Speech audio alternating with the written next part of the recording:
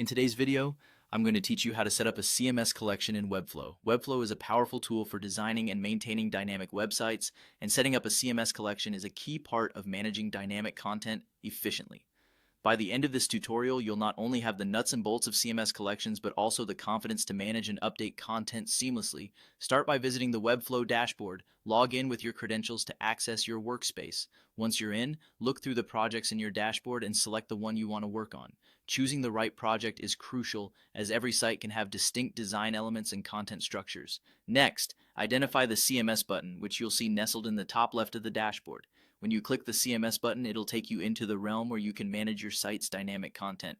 Here is where the magic begins. Look for the Create New Collection option and click it. This is the first official act of bringing new content management into your site. Now comes a creative moment, naming your collection. Think of a descriptive title that encapsulates the essence of what you're organizing. Things like blog posts, portfolio pieces, or product listings are commonly used, but make sure it resonates with your content plan and site structure.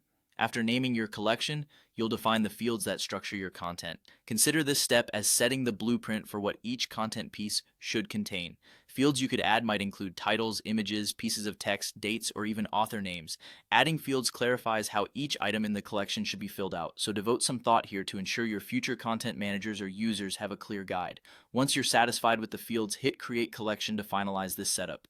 Webflow will then present you with a blank slate, a new collection without any items. It's both daunting and full of potential.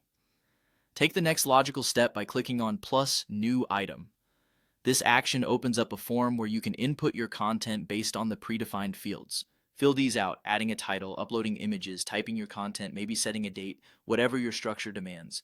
Once you're happy with the entry, simply click Create to save your work. Your first item is now part of your new CMS collection.